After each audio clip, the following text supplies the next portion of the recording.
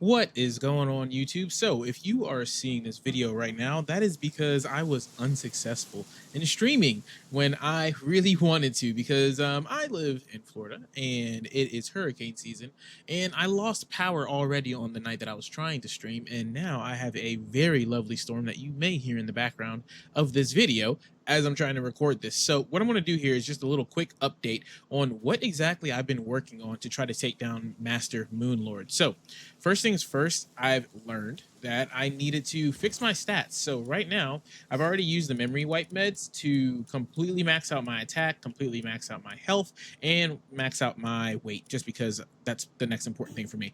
Now, I've been working on getting a bunch of these potions stacked up, and whenever I do, I just take another memory wipe, take all the medicine or all the potions, max out my stats even more, and then come back in. Here, I'll just go ahead and show you.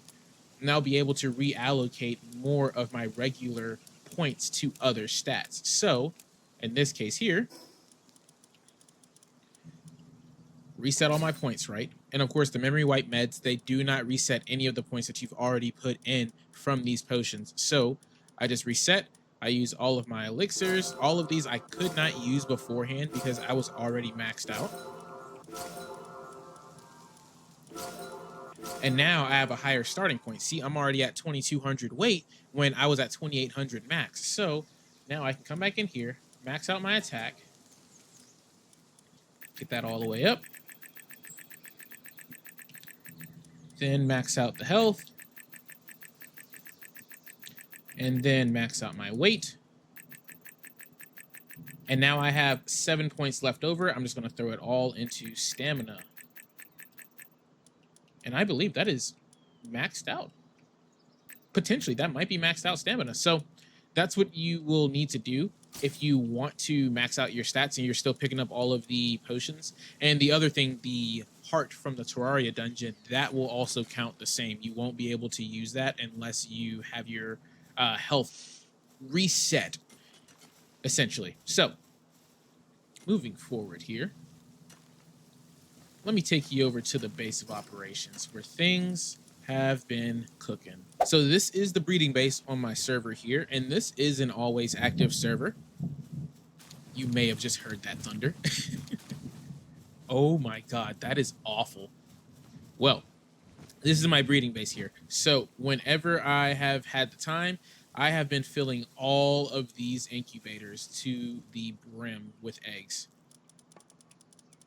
Because I've done the math. I'm doing this the hard way. Yes, I know that you can clone all of your pals with the global pal station. I know there's glitches for that, but I wanted to do this as legit as possible. So I've been breeding Shadowbeaks, and in order to breed my entire team and get them all completely condensed down, I'm going to need somewhere around 1,760 eggs.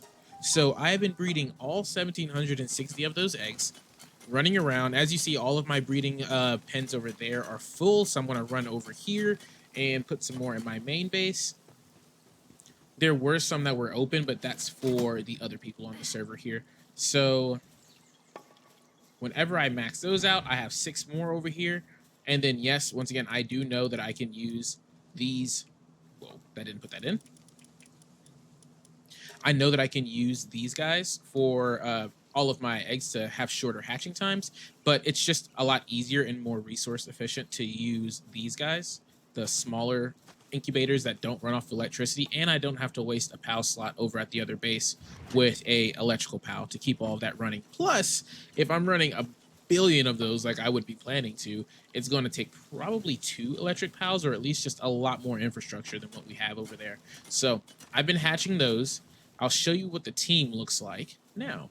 So this is a squad right here.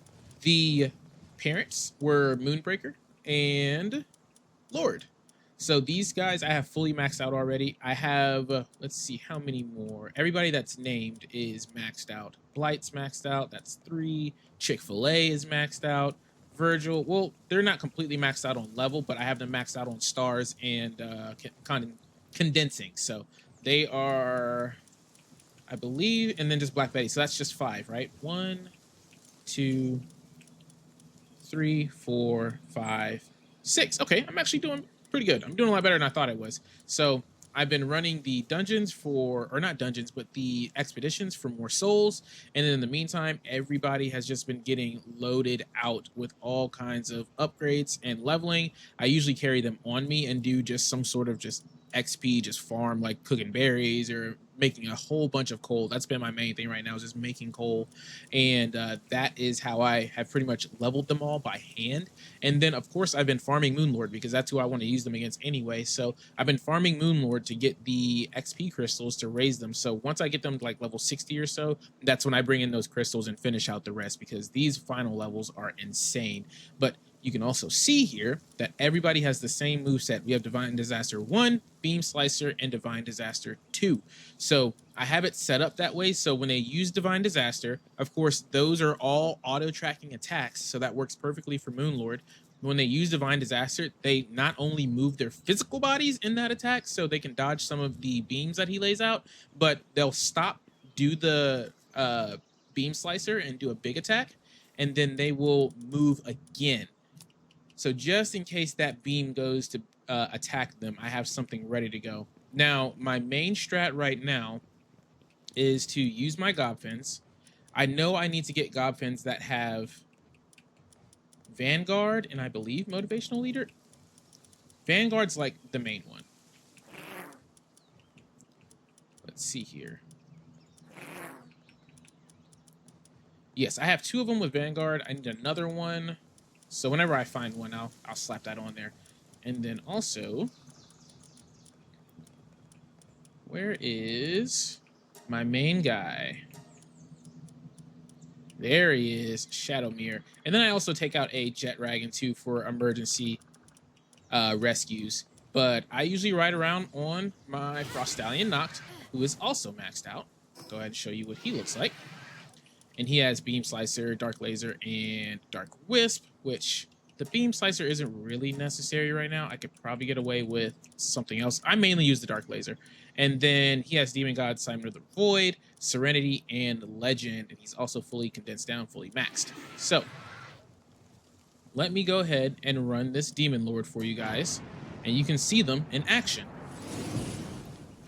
Just watch these guys. And their little primary attack still works. Wow, I'm actually losing some frames right now. Left hand's down. Center eye's down. Right hand's down. And now all they gotta do is get the chest. And this is where I usually just kind of swoop in and then just hit them with a Dark Laser. Finish that out. They're about to hit another round here in a second, but this is just me letting them finish out the rest of the fight. I do tend to help, obviously, but that's the goal. I would be coming in, distracting that center eye, and flying up and just dodging while they do the rest, because these guys can actually hold on a little bit during that main attack from all those little eyeballs. But that laser beam, if that goes down, it's no-go. That's taken all of them out. And they're not even all fully maxed. As you can see, I still have some that are in the level 50s. They're all over 55 at minimum, so they can learn Divine Disaster too. But that is my main strat here. Let me go ahead and get this built one more time, and we can see it. And this is why I wanted them all to have Serenity, because that attack, or both of their Divine Disaster attacks, take a while to come back. As you can see, I was getting ready to farm this anyway.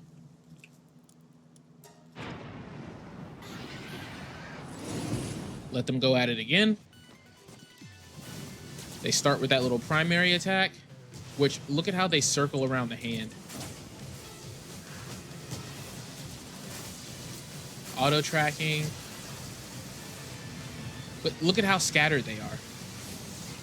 They're not sitting there just in one spot trying to attack. They're physically moving their bodies all over because they're trying to do those Divine Disasters. And they already have the hands and the eye down. Once again, I come in here. I do my Dark Laser. Get up out of the way. Boom. Easy. Easy peasy. By far, the best when it comes to taking down those eyes is using Divine Disaster. It's just such a great ability, and I don't even have... Oh, I do have it on.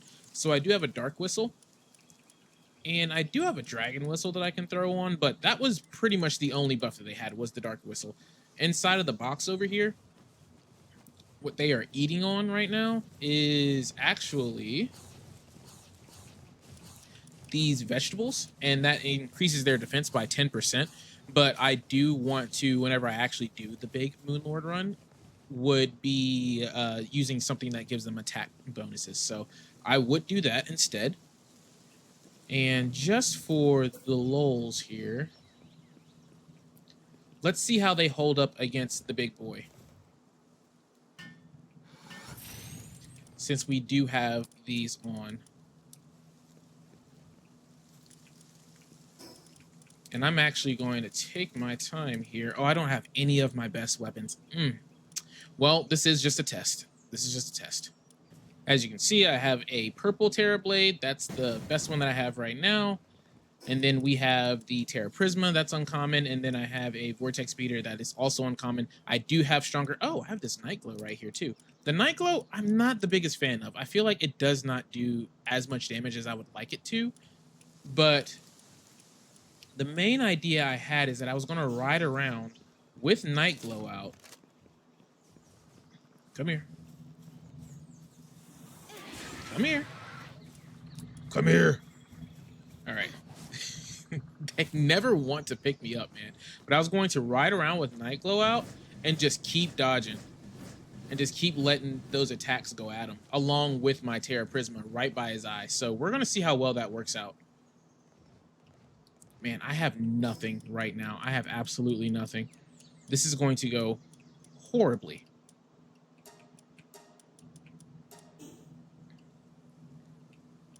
Whoo! Here we go, here we go. So I want to have his attention.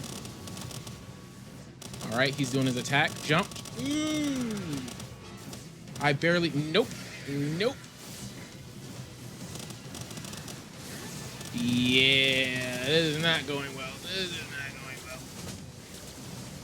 Dropped them immediately. No. I was so close.